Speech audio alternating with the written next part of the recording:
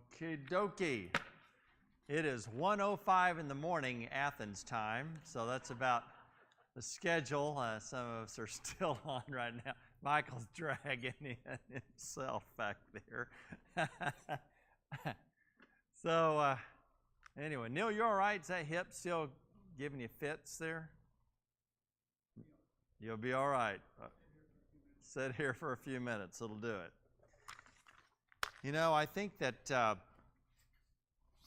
older I get, you've probably seen those videos where, I saw one, it's like something like, I forget what the first part was, like kids talk back to parents today, and this kid was like letting his parents have it, and the second frame said, when I talk back to my kids, you know, or my parents when I was a kid, and it was Rocky all beaten up in the side, you know, in the rink, you know, it looks like he's been taken out. I felt like I saw a video clip today of some kid chewing up.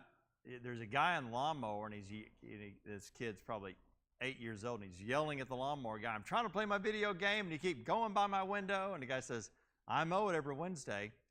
And I was thinking, well, I'd love to edit the next clip of this kid, 8 years old, sweating with a push mower now out mowing the yard when his dad found out he had said that. But that's a sign you're getting old when you think of things like that, I guess. But yes, we all have rules, things that we had, expectations on us. I think I'm thinking about talking some of that next Sunday, so I won't get too far into that, about how maybe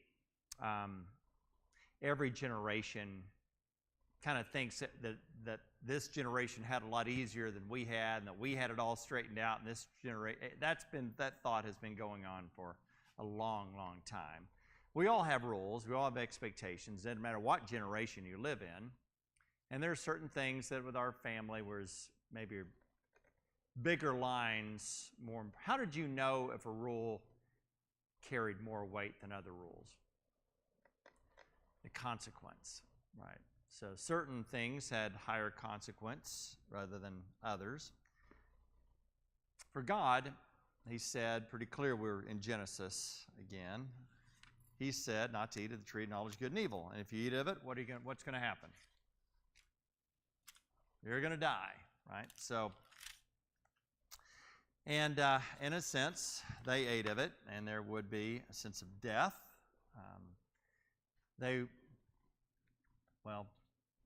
Death means they'll have to leave. There will be a separation in the relationship between them and God. Not severed completely, but it is fractured. They'll leave the Garden of Eden, but God still shows grace, and he provides clothing for them. Then we have, Cain kills Abel. And what's the consequence for Cain? Yeah, and he has to leave. Interesting that sin continues to cause this fracturing of relationship with God. That is, in the sinner the space between them and God becomes further. But yet God doesn't completely abandon Cain. He gives him a mark so he won't be killed. Then there's the flood. And wickedness had become such, and God, takes out the leaving. He causes it to leave many people there, but yet there's still grace. He saves Noah and his family. Now we come to Genesis chapter 11, starting in verse 1. Genesis 11, verse 1. Now the whole earth had one language and the same words. And as people migrated from the east, they found a plain in the land of Shinar and settled there. And they said to one another, "Come, let's make bricks, burn them thoroughly." And they had brick for stone and bitumen for mortar.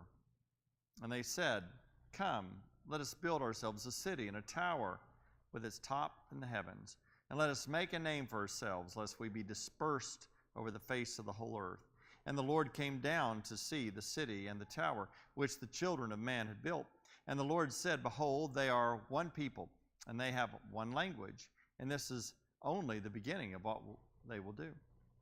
Nothing that they propose to do will be impossible for them. Come, let us go down there and confuse their language so that they will not understand one another's speech. So the Lord dispersed them from there over the face of the earth, and they left off building the city.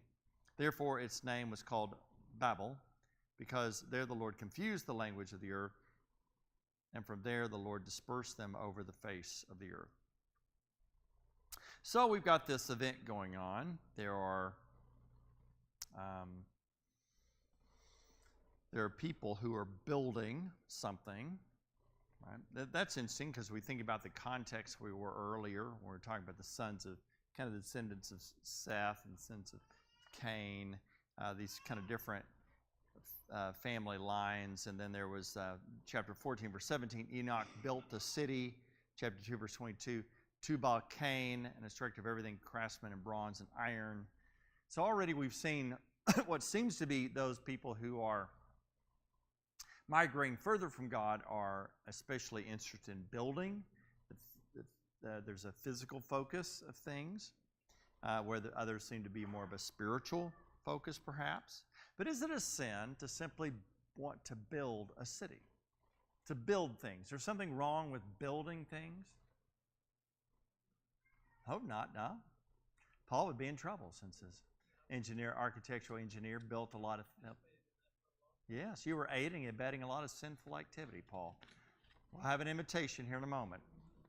So, is there something wrong with that? Building things? So, what's the problem? Yes, so it's the motivation. What is the end? What does it mean to make a name for yourself? What do they mean by that? Okay, there's something about that's just individually focused.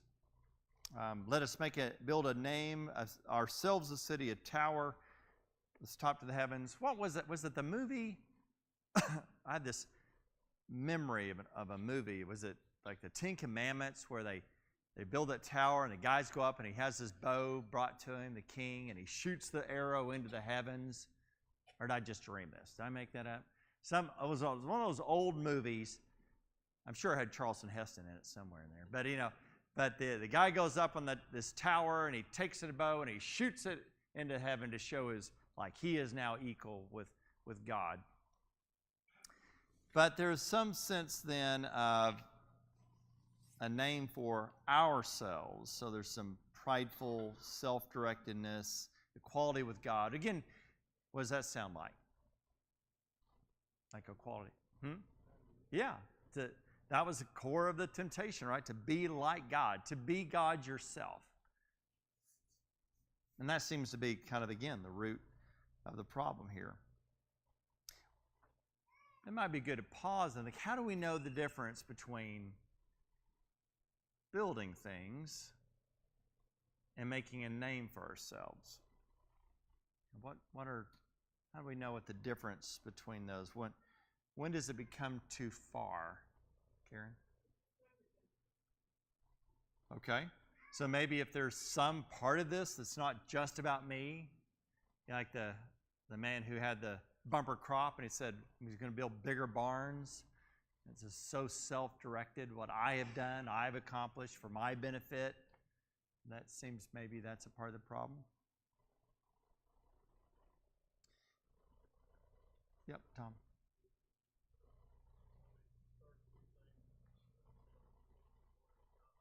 Yeah, and that's another huge litmus test is, yeah. Yeah, that's a really good litmus test is if things, great things, big things, is it glory to self, glory to God, right? Yeah.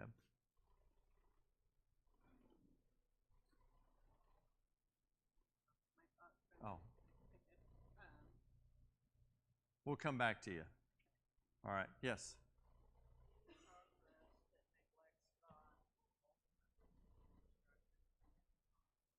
That's probably true. Anything that is absence of God in the plan, whatever you're building, is going to fail eventually. Deb? Yeah, my thought was the need to get the credit for it, and I'm thinking of people like even Moses didn't get to go into promised land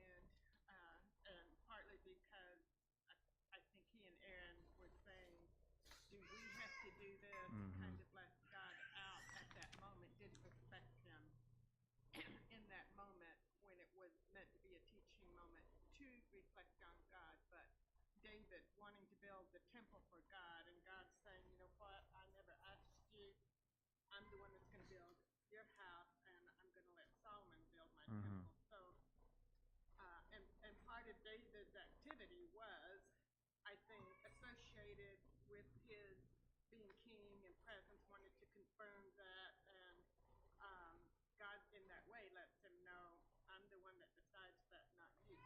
So when you Yeah. feel like you really need to have the credit for it, something goes. There's something, even for David's case initially, it sure seemed like he wanted to build it for God. But perhaps even things that start with a positive motivation can later become a stumbling stone as the temple will become.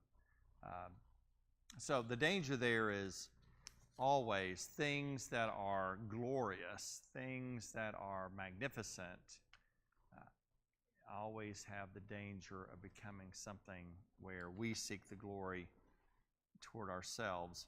And so what does he do about it? What does he do?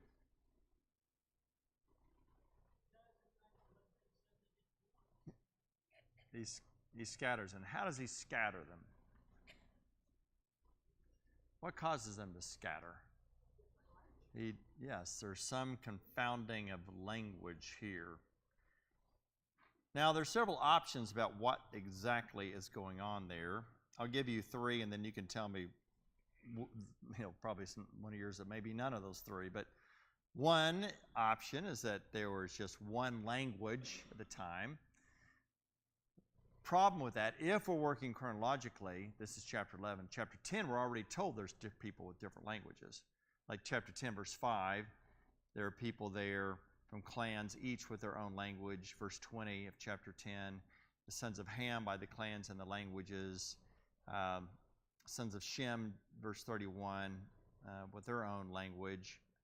So that could be one challenge. The second option has been proposed that we're talking about that there is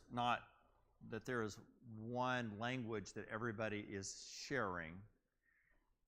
During much of the, first century and previous to the end of the 4th century BC on, that language will be Greek. That will be the language of the market. Today, the language is English, which is very fortunate if you speak English, because most places in the world you go to, that's the language that now is the common language. So signs, we'd be traveling in Greece and you'd find generally the sign written in Greek, but also they have it written in English, which is very convenient.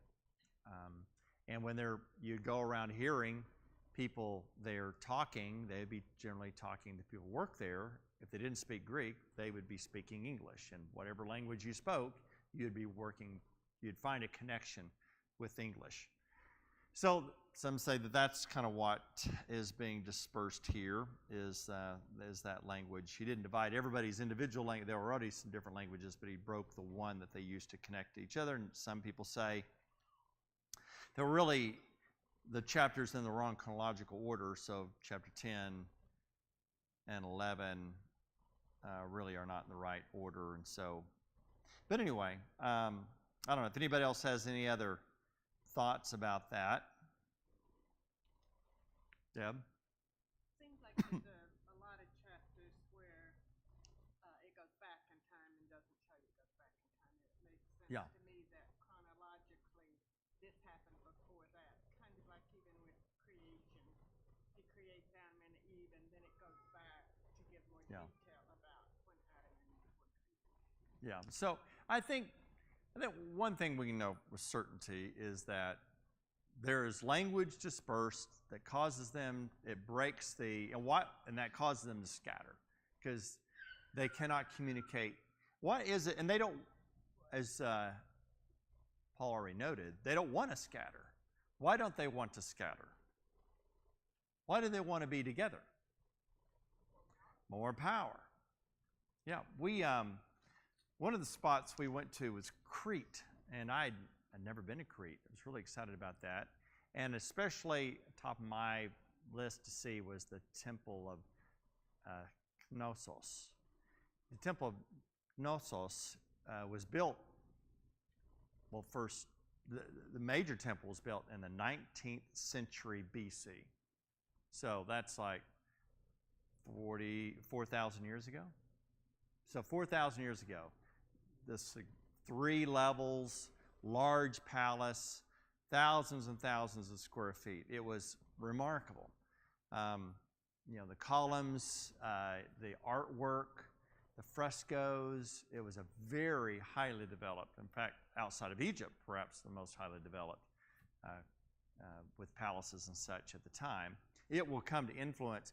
The Mycenaean Greeks will come in later, conquer them, but they'll absorb their culture and it'll shape. They'll take the language, Linear A, and develop it into Linear B, and then Greek later. So anyway, so this is kind of beginning of Western civilization. But to get there like that, to get such a remarkable palace with so much gold, you have to have a very strong hierarchical structure. Somebody on top and everybody else down here. Because all their resources, these people up here have to be drawing on all their resources. Making them, drawing from things they're making, building things together. It takes a very consolidated structure to build something like that. In the 17th, 18th century BC, Mycenae, which would be influenced by them, it's on the mainland Greece, also has a significant, where the remnants of their walls are still there.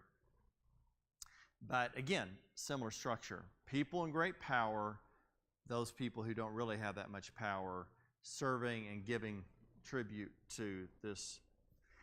But then comes the Dark Ages for the Greeks, around that probably 1100 BC.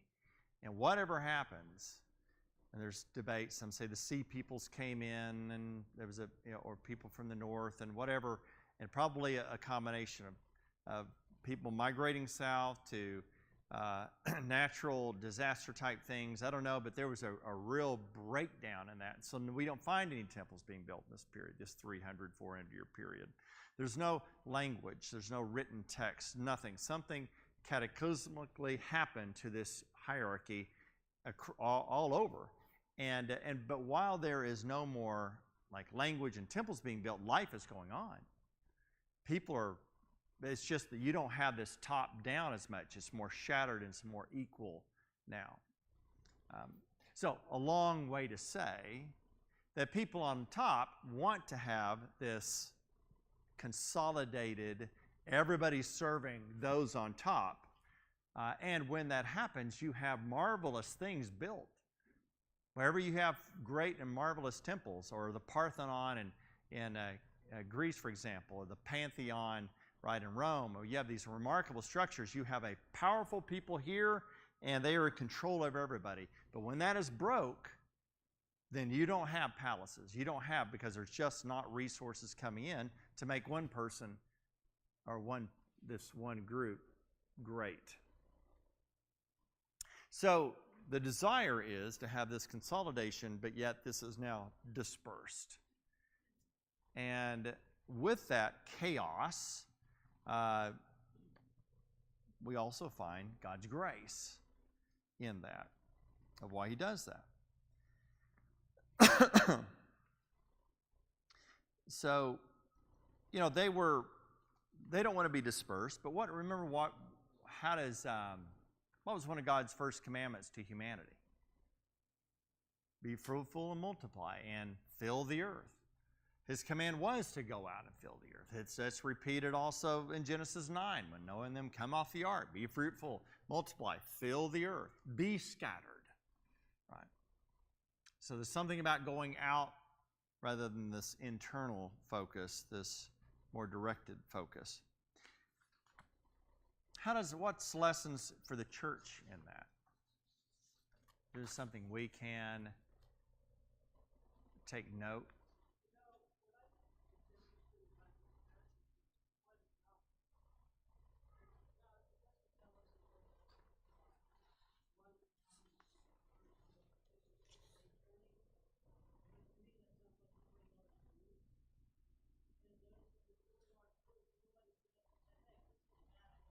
Mm-hmm.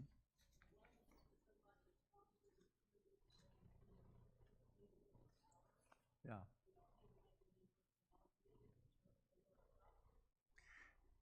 Well, let's talk about that. What is it? What is so tempting about making a name for yourself? Or how would you articulate that in a positive way?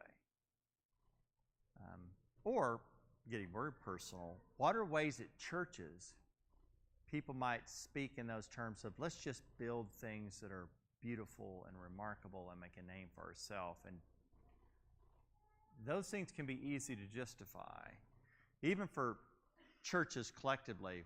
Mike this morning reminded us that when we talk about going to church, we generally mean a building. And that's really unfortunate, but that is a marker sometimes that we think about the health of a church by its structures, how significant it is, right? And if that was true, then there's a church over in Ozark that somebody called Fort God the other day. I heard that, remember, that's just giant. It's like, man, that must be the most spiritual place in the world, as big as it is. Mike? Deborah and I attended a church a long time ago in Oklahoma City that was moving from one district to a more advanced, more prestigious place. And so he opened it up on a Sunday night, the preacher, "Let me hear you dream." And everybody was saying, "We want to sing this." One guy said, "I want to be the first Church of Christ in the world to have a golf course." The first Church of Christ to have a golf course was his dream. Yeah. Yeah. Well, that Jim amen back there. No, he wouldn't do that. No, the first church with a golf course, sir. Yeah. You can't imagine how off that was. But you can see how it right, and you would probably like to think there are other people that heard that and thought, that just doesn't seem, quite right. But anyway, but it can be easy to get sucked into a worldly perspective of how we measure. And because even with the Protestant ethic, kind of the idea that you truly, God blesses. If you do good, you serve Him rightly, then God's going to bless you, and that can be measured in material, constructive ways. And if things aren't going well, then it isn't. You're going to be caught clearly in that kind of a trap, can't we? And the idea is to make a name for ourselves, to build glorious tributes to ourselves. And that is this real potential danger that we have to check. Again, is there anything wrong with building or constructing? No, there's nothing wrong with this beautiful facility we have, right? But you have to ask yourself, what's the purpose for it? Why are we doing these things? And are we making sure, as we noted earlier, are we giving credit to God and thanking Him for... The other day I came into the building, and let's see, we had volunteers and medical missions working in the front lobby. I think the youth were setting up for VBS up here. Downstairs, the police department was doing search and rescue training. And there might have been this workout crew in the back parking lot. All that was going on one day in the week. And I thought, wonderful. This facility is being used. It's a great resource. All the ways that it can be, that's a great thing. I don't think that's something we should be ashamed that it's a beautiful facility like that. But we have to keep everything in check, don't we? Deb? I don't think it's an accident that this chapter is juxtaposed right next to Abraham, where Abraham's not looking to do for any of this stuff, and yet God says, "I will make your name great." Yeah. Mm-hmm. All you have to do, if you trust me, kind of like with Solomon, I'll give you everything you didn't ask for. Yeah. Because you asked for the right thing. And Yeah. same way with Adam and Eve, God is saying, you're trying to get things that I actually want you to have, and I will give you Yeah. if your heart is in the right place, Mhm. and you're worshiping the right thing. You're worshiping me and not yourselves or things. Yeah. Amy brought up when we were out at the Temple of Knossos that in Crete, that this is about the same period of Abraham. And so they're building this incredible, glorious structure, and Abraham's got a sheep out there, right? And two different trajectories of life. Now the Cretan culture, I mean, now we go look at the ruins, and Abraham's descendants will come the Messiah and change the world. I mean, there is, we walked through a lot of ruins of the last couple of weeks, from Santorini to Crete to Philippi to different in Thessaloniki, and I'm reminded of the poem by Carl Sandburg where he talks about how the basic idea of the poem is that about people who built a great city and made a name for themselves, and they had singers who would gather and sing to them every night. We are the greatest city, the greatest nation, nothing like us ever was. It said, and now though, all there are scattered stones and weeds, and the lizards and the crows don't sing any song about the greatest people, the greatest nation, that nothing like us ever was. All these great and powerful nations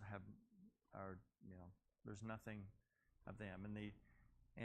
I remember when we take the kids, we were at Corinth in March, and when the kids asked me, well, do they know, because we were in ancient Corinth, and they said, do we know where there was a church building, where the early church started meeting? I said, no, because there was no church building. They're meeting in homes.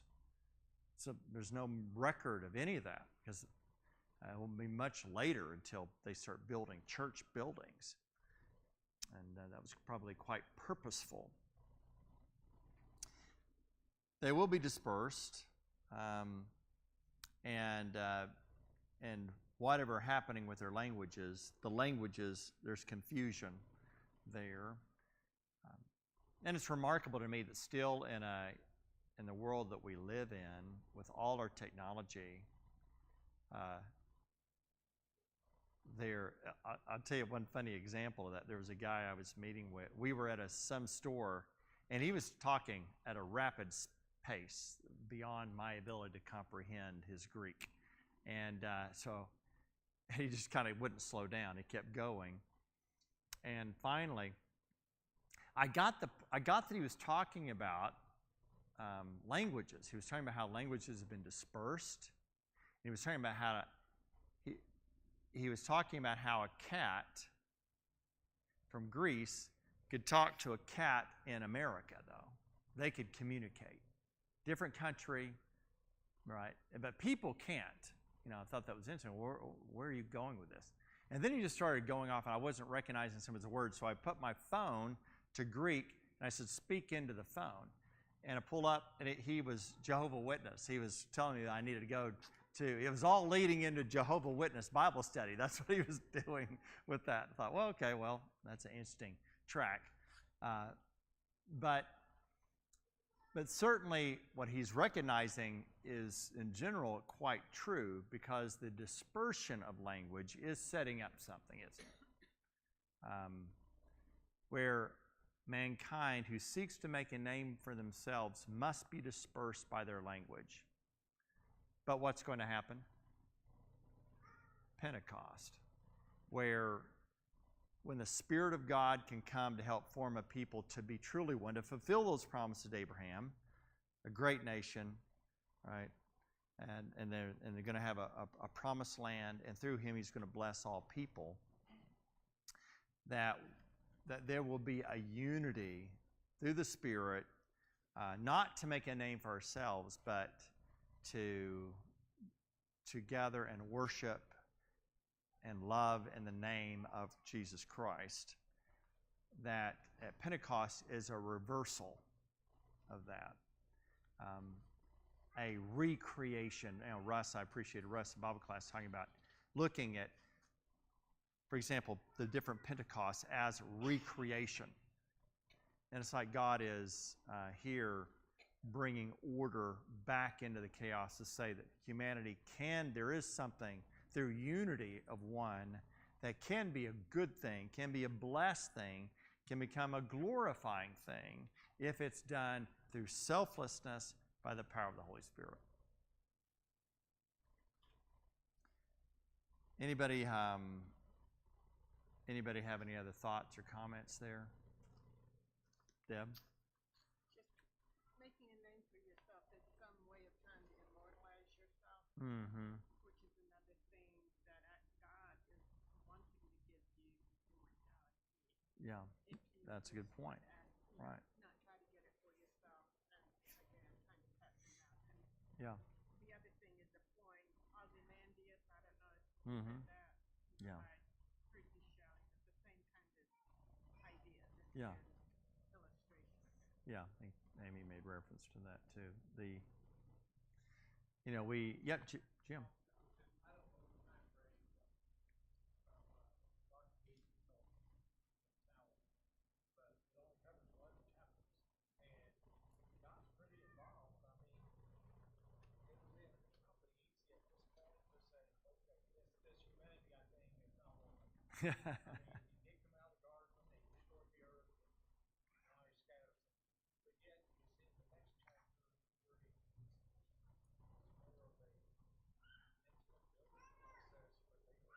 Mm-hmm.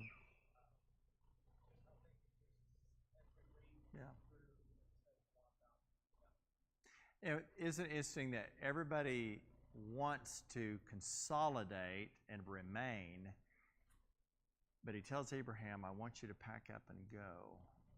And he leaves, to a land where you don't know anybody, and I'll let you know fully when you get there. So it's almost like these chapters have been leading us to say that if you truly want to know greatness, then you have to think in a different way about what that is. And that true greatness will come only in surrender of your necessarily personal ambitions and goals to the will of God. And that through that, there will come blessings, a greatness that he promises to Abraham, who doesn't even have a kid, right, at the time, not a child, that will come to fruition. Deb? Including if he would leave Israel, he promises him a promised land for his descendants that won't be taken away from them. So it's the idea you do have to give up, but you'll gain everything that you've given up. Yeah. There was interesting that another fascinating thing I really wanted to see was the tomb of Philip II of Macedon, Alexander the Great's father. I think they found it just in the 60s. So it's incredibly well preserved. Thieves have not gotten into it. A remarkable amount of gold, treasures found. But it really kind of, we were talking a little bit about that all the artifacts we have, ancient artifacts. Why do we still have them? Anybody know? Why are they preserved? Because they were buried. If things weren't buried, we don't have them. Pompeii, we have incredible, but they were all buried under ash. And Crete, similar, Santorini, or Philip's tomb, things that are buried. And because anything that was above ground, there's no testament any much. I mean, things like the Parthenon, but personal things about people were all buried because they died. They went to them in the grave. And they tell something about these people from the dead, but not really anything beyond them, But these promises God's given Abraham is something that will live beyond him, that will be transformative to the world. Any final thoughts or comments? All right. Well,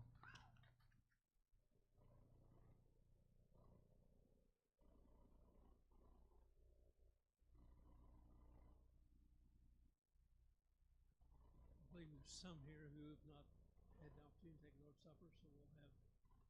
Does anyone else need any supplies for the Lord's Supper?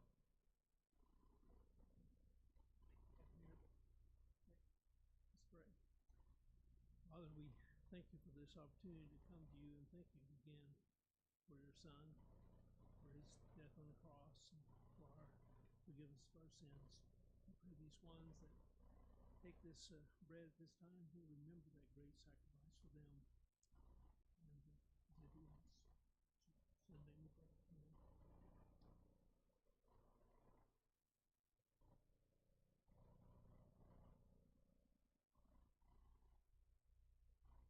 We also remember the agony and the shedding of blood that your son went through for us. As these, thank you for the through the vine they have now. Pray that as they take this, they will remember that blood shed in their behalf. In Jesus' name, amen.